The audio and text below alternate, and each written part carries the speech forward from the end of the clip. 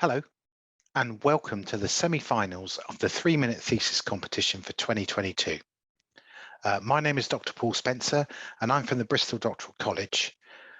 If you've not heard of the 3-minute thesis, it's a competition for postgraduate researchers to give a compelling spoken presentation about their research and its significance in just 3 minutes. An 80,000 word thesis would take around 9 hours to present. So how will our presenters get on with just one slide and 180 seconds? Our 11 semi-finalists have already made their presentations to the judging panel, and 6 of them have progressed on to the grand final for Bristol's 3-minute thesis competition in the PGR Hub. Keep a close eye out on the Bristol Doctoral College Facebook page, because there'll be details on there on how you can cast your vote in the People's Choice category. So relax, enjoy the presentations, and stay tuned until the end of the video to find out which of those 6 progressed on to that final.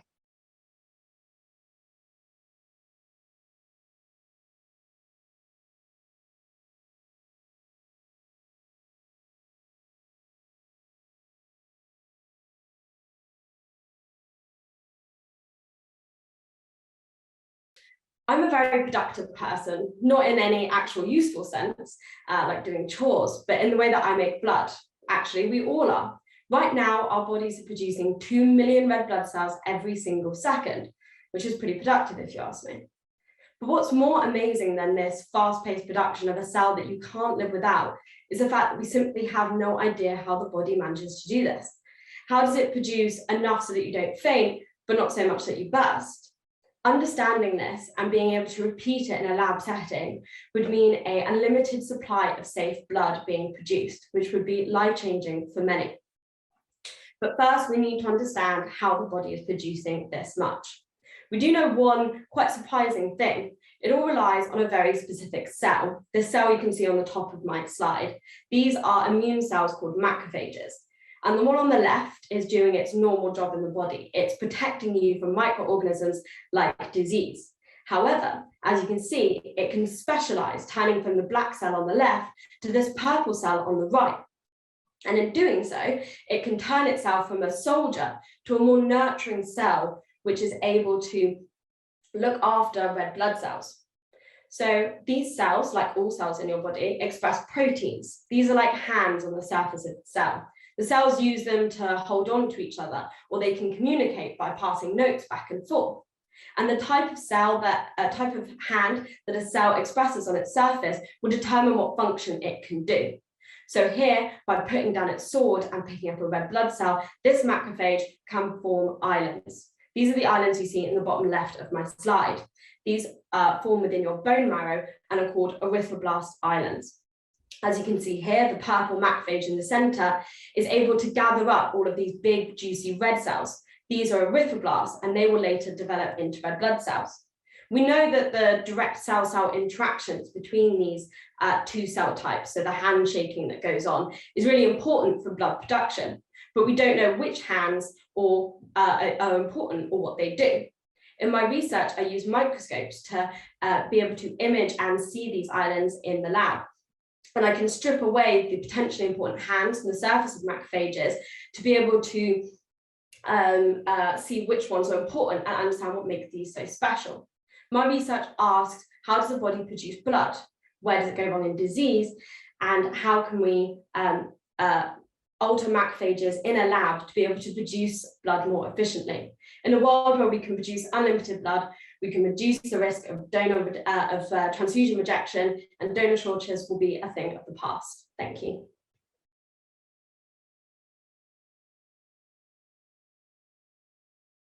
Okay, so hello everyone.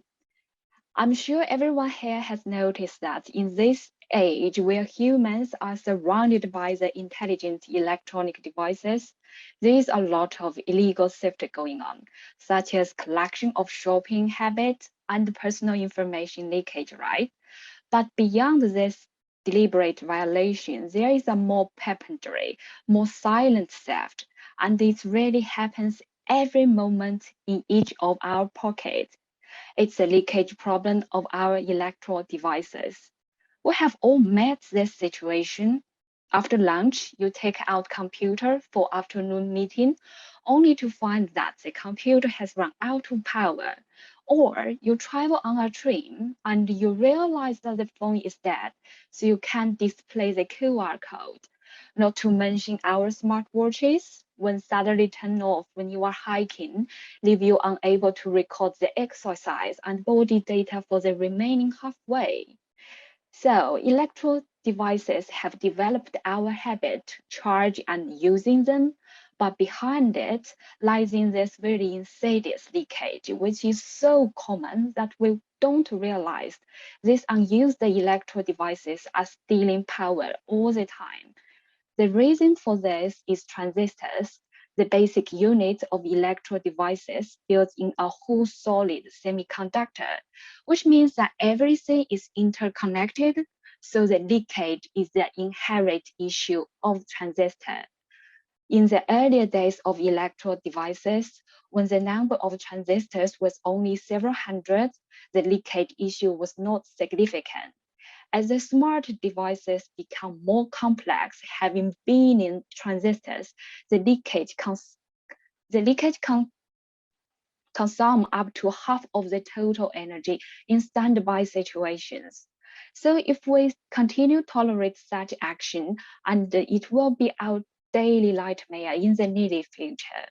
So the aim of my project is to solve this zero leakage. The nano electromechanical switch, or NEM switch for short, unlike transistors, NEM switch separates the electrode and uses mechanical movement to conduct the signal. As the separate design achieves a truly physical shutdown in principle, it gives the NEM circuit the zero leakage characteristic, solving the problem from the root. Because of this, the NEM switches also survive in harsh environments such as high temperature and high radiation, where the transistor cannot be overcome. So hopefully in the near future, the NEM switches will lead us into a new era of intelligence. Thank you so much.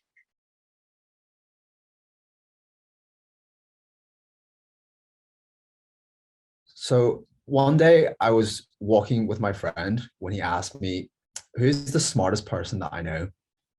To answer this, I started to think about all the people that I've met.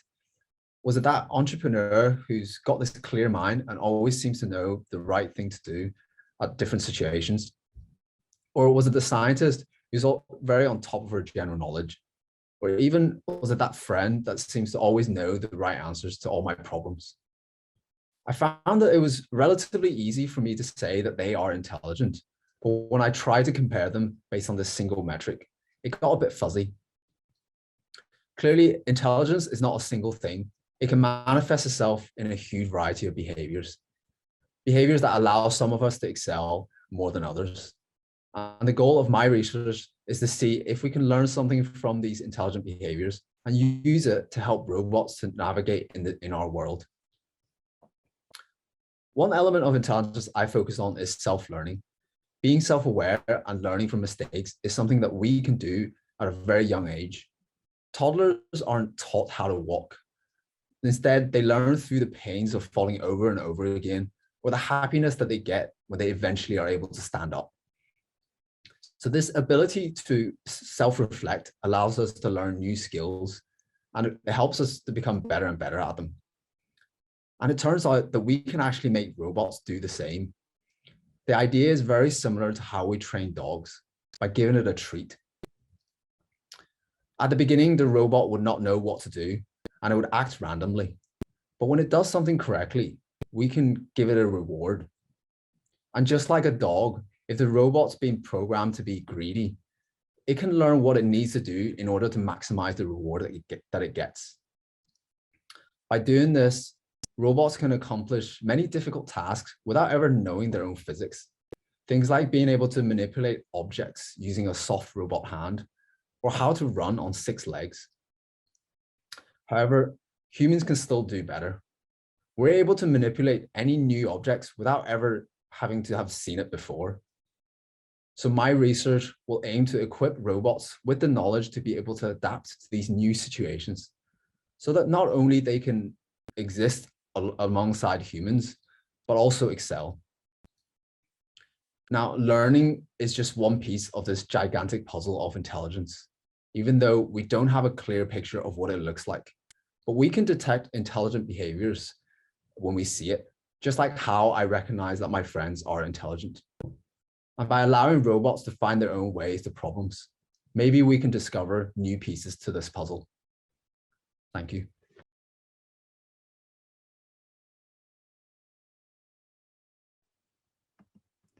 Radiation is everywhere, in some places more abundant than others. The way it behaves is somewhat random and in some ways predictable. It provides us information about the beginning of the universe, but helps us understand what makes stuff stuff. We do this by understanding the interaction radiation has with the world around us and where it comes from. Although we have made great strides in understanding and manipulating radiation to our advantage, we have also made great mistakes. Some of you may be familiar with the events of Chernobyl, Fukushima, or even the events of Hiroshima and Nagasaki. But I want to turn your attention to a long-standing and evolving issue surrounding nuclear power, and that's legacy nuclear waste. Now, what do I mean by legacy? During and after World War II, for us to develop nuclear technologies quickly, the waste was often an afterthought. This meant that mistakes were made and waste was not prepared or disposed of correctly. And now we're faced with the most complex waste forms humanity has ever seen. The most dangerous building in Europe is the title often given to an interim storage facility at Sellafield, shown in the center of the slide. This is because it contains extremely radioactive nuclear fuel that is degraded into a sludge of complex material. The atoms inside this material are constantly traversing the periodic table, emitting multiple forms of radiation over time. These materials are hard to predict and even harder to handle. Not only is this a difficult problem to solve now, we must also manage these materials until they are no longer a threat to humanity. Now, how long will that be, I'm sure you're thinking? For the most radioactive of materials, we must protect ourselves of it for over 100,000 years. My research is to predict radiation emitted from this waste and the impact it has on the surroundings, whether that's tomorrow or in the next millennia. Through understanding the way radiation behaves, we can build mathematical tools to rapidly provide radiation data to a rapidly evolving system, so we can understand and clean up this decaying mess. But there is still hope for the industry. Much of the waste produced in the last 30 years has been safely and securely managed, and is likely to be disposed of in a deep underground repository where it will never see the light of day again. Although there are social and cultural challenges surrounding this disposal, such as how does one build a sign to warn civilizations 100,000 years into the future? A more urgent and pressing question we must face is, what do we do with the most dangerous building in Europe? The answer must come quick, yet the solution must not be rushed. With the help of my research and many others, we hope to correct the mistakes from those who have come before us and safely prepare and dispose this waste once and for all. Thank you.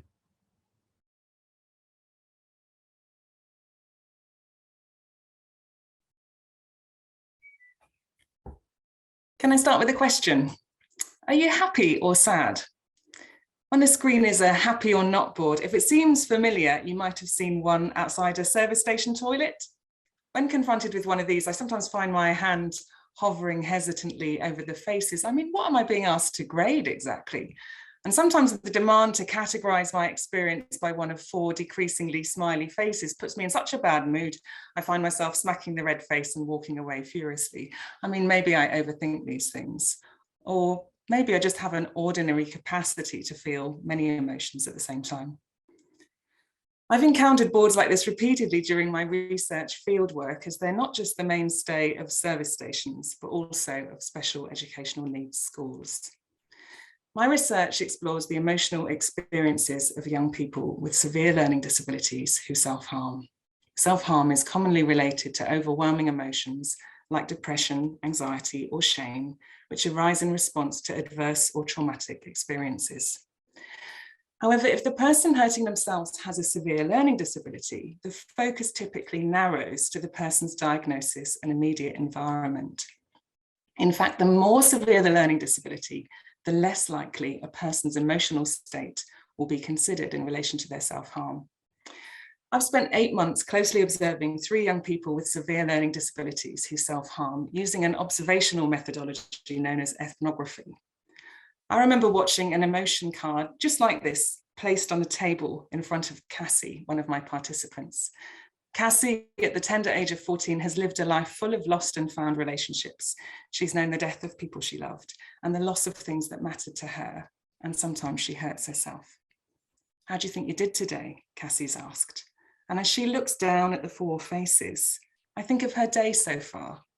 I've seen her grumbling with annoyance at being hurried out of the door for lessons. I've watched her sneakily cheat at an activity and her joy at this quiet rebellion.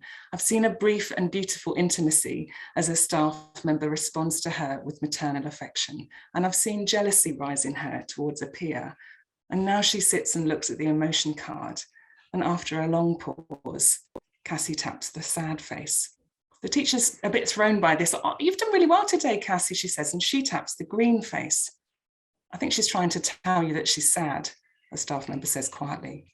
Turning to Cassie, she asks, "Are you happy or sad?" My research suggests that a learning disability, no matter how severe, does not reduce or blunt a person's emotional life. My participants have complex internal worlds and intricate emotional lives, a bit like me, and I suspect a bit like you too.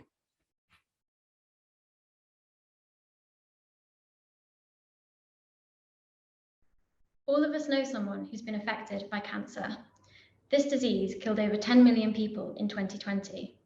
But did you know that over 1/3 of all cancer cases are actually preventable?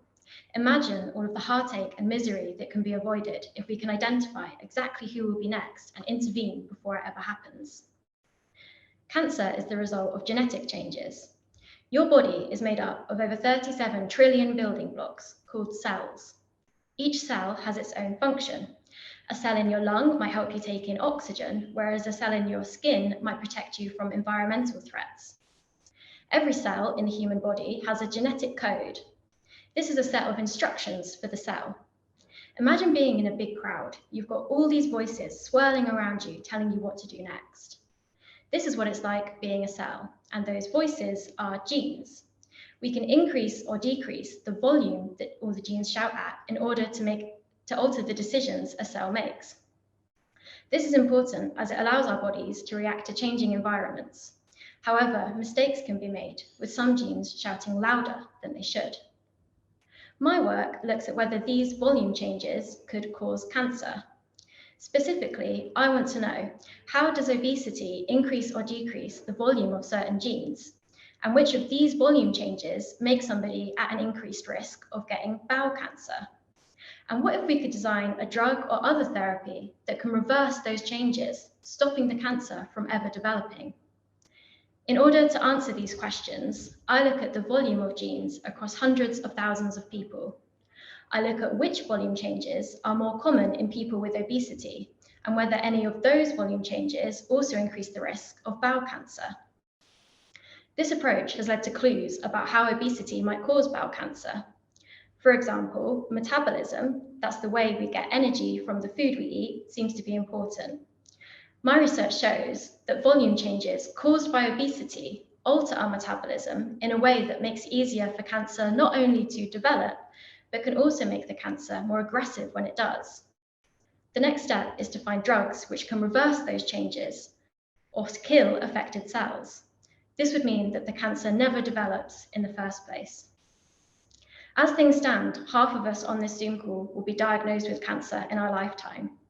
With research like mine, I believe we can change that.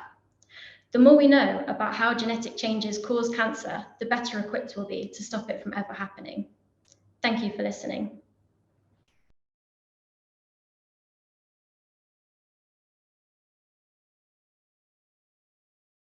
In China, a married woman whose name is Dong Shanshan was beaten to death due to domestic violence, while her husband was only sentenced for 7 years imprisonment. There are many Dongshanshan in China who are undertaking serious domestic violence, suffering injuries or even death, but the perpetrators escape due punishments because of the loopholes of Chinese law.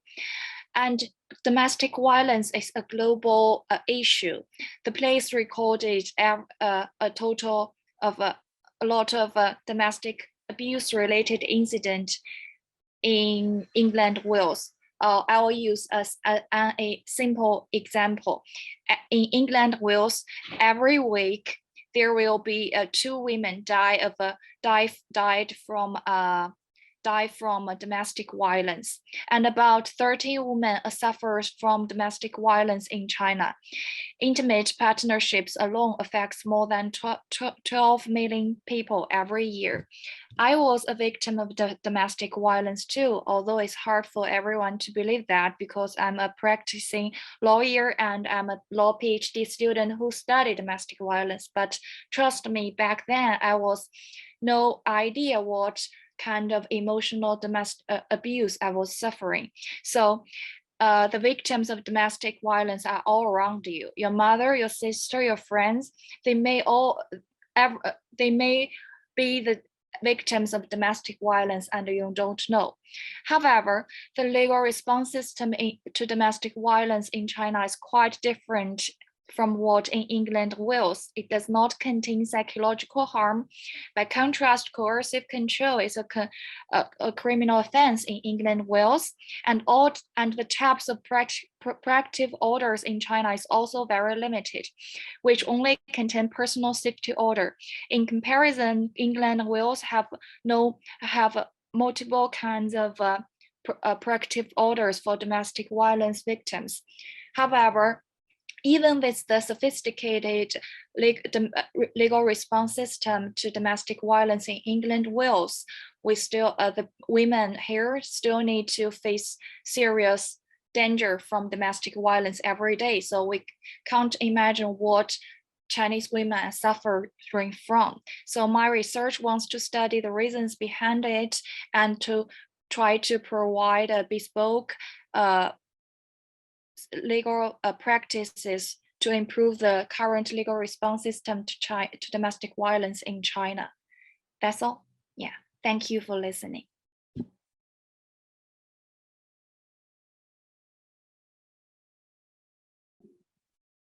I'm going to take you back to the year 1941. Penicillin is first being tested on a human subject, a policeman in Oxford. He developed a life-threatening infection from scratching himself while pruning roses in his garden, the type of infection that would all too commonly result in death. Yet just 24 hours after being given penicillin, he was making a remarkable recovery. This first day was a day of reckoning for disease-causing bacteria and a triumph for modern medicine. A period without effective antibiotics was about to become a thing of the past. Now let's fast forward 109 years on from that day to the year 2050. Many things are different. Flying cars, commercial space travel, maybe even buses in Bristol are running on time. But one crucial thing that could be the same as in 1941 is the lack of widely available effective antibiotics. A government report predicts that by 2050, 10 million people per year globally will die from antibiotic-resistant infections. Effective antibiotics may become a thing of the past. That is, unless we act now. Now, to solve a problem, you must know what the problem is. A plumber wouldn't be able to fit a new piece to your broken boiler without knowing what broke and why that caused the boiler to stop working. And the same is true with creating new effective antibiotics. We need to understand what's stopping some of our current antibiotics from working. Now, there are multiple ways that bacteria can resist antibiotics, but my research focuses on a particular type of molecule that breaks down our most heavily prescribed antibiotics. This molecule is a type of enzyme. Now, enzymes are the tiny science labs that reside within all cells, including bacteria. These tiny science labs perform different chemical reactions that help organisms survive. Now, there are thousands of different types of enzymes, but I'm interested in one group of these tiny science labs found within disease-causing bacteria called the beta-lactamases. They have evolved to be able to break down our most effective and most prescribed antibiotics. And what do I mean by evolved? Well, I'm sure everyone here has probably heard of Darwin's theory of evolution, with examples such as birds living on different islands that have beaks that over time were shaped to be able to most effectively eat the food found on that island, keeping that bird species alive. Well, evolution can occur on the level of molecules within cells too, and in much the same way. The antibiotic resistant or the antibiotic destroying enzymes that I research have evolved a specific shape and properties over time that helps them grab some of our most effective antibiotics and break them down, keeping the disease-causing bacteria alive. And by understanding how these enzymes are evolved to break down antibiotics, we can design new drugs that are not affected by these antibiotic destroying enzymes, essentially working backwards to outmaneuver antibiotic resistance. The world is in dire need for new effective antibiotics that are not impacted by the current methods of bacterial resistance. And my research, in essence, is contributing to writing a manual on how to produce resistance-free antibiotics, and hopefully stopping antibiotics from becoming a thing of the past.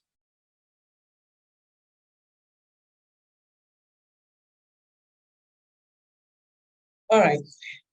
In 2009, after months of job searches and tens of interviews, Jessica, a qualified civil engineer residing in Nigeria, decided to start an e-commerce business, selling beautiful, sustainable bowls made from coconut shells. These bowls were crafts she had taught herself to do as a way to pass time during holidays. So this business would go on to be a multi-million-dollar startup. And all she had was a laptop and an internet connection. 5 years later, she would be on Forbes Africa 30 Under 30 list and be named as one of Time's most influential women in Africa. So most importantly, she had liberated her family economically. The great news is Jessica's story is not the only one. E-commerce businesses are not only growing rapidly in Nigeria, but all around the world. For example, Instagram recently announced that there were over 25 million businesses on the platform.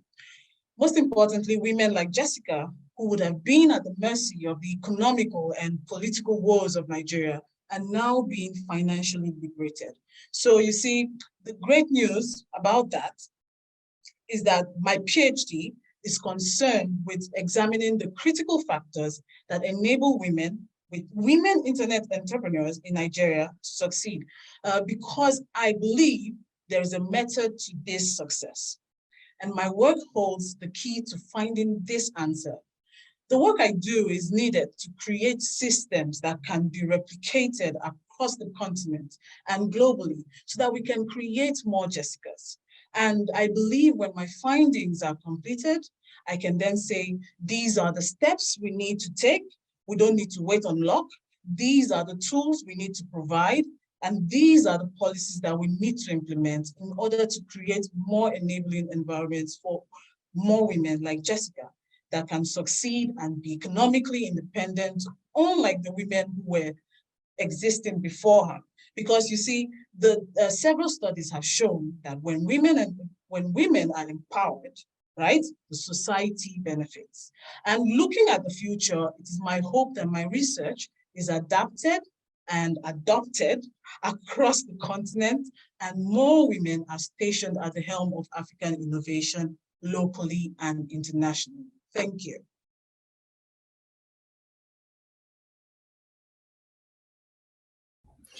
When I started as a curator of sculpture at one of the world's top museums of art, I was so excited to walk amongst the greatest artists that have ever lived. But after a while, something occurred to me. I was a woman in a curatorial team made up entirely of other amazing women, all passionate about the history of sculpture. And yet, in the galleries that I walked around daily, like this one, all I could see was sculptures by men. I couldn't see a version of myself in the history that I curated. I thought, where are all the women sculptors? My research specifically looks at women sculptors from 1660 to 1837. It's these women who are particularly underrepresented in our museums. I'm surveying every UK museum, and I currently estimate that less than 3% of these have sculptures by women from this time period. So why are these women invisible in our museums? Firstly, although I've identified over 120 European women sculptors from this time period, many of their works are lost to us. Secondly, many women sculptors from this time were wax modelers, like Madame Tussaud. And wax sculpture has been disregarded by art history, and due to its fragility, it's rarely on display. And lastly, museums simply aren't actively collecting and displaying sculpture by these women. And when they do own them, they're usually in storage. So what can museums do to improve the situation? Yes, they have to start collecting and displaying sculptures by these women, but they have to do more than that. Inserting women sculptors into our current museum displays amounts to giving them a small seat at a male-dominated table. Museums have to change the way they view sculpture. Abandoning the enduring image of Michelangelo, hammer and chisel in hand, hacking away at the marble, and understanding that sculpture comes in all shapes and sizes, and it's all valuable. Sculpture by historic women might be smaller and made in softer materials like wax, but that doesn't make it less important. Because part of its importance lies in the fact that it shows women today that their ancestors were talented and creative people too. That sculpture never has been solely the preserve of men. It's my dream that one day I could take my niece Blair to an art museum and show her all the amazing women sculptors who existed in history, so that she might understand women are more than just the subjects of sculpture, but they are the makers of sculpture too. Thank you.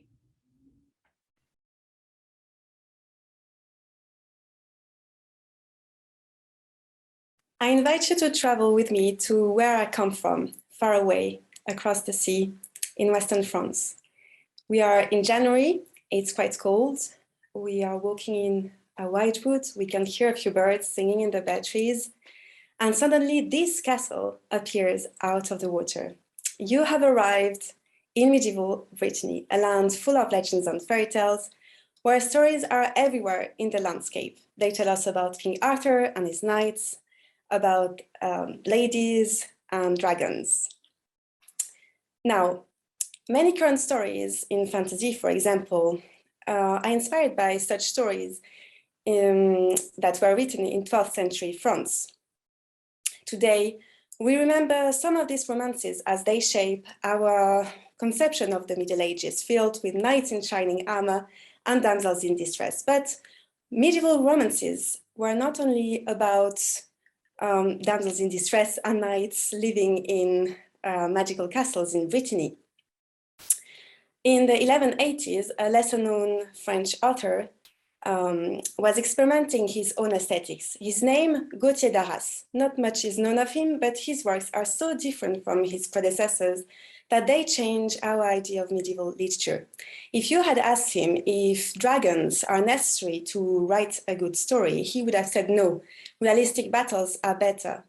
If ladies should wait for their problems to be solved by knights, nay, they're the ones that embrace adventures and rescue their lover. This is what Galeron, one of his female characters, does, for example.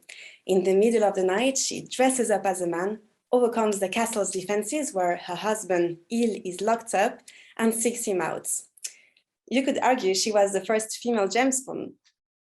My research digs up this unheritable author by analyzing his works and comparing it with his contemporaries.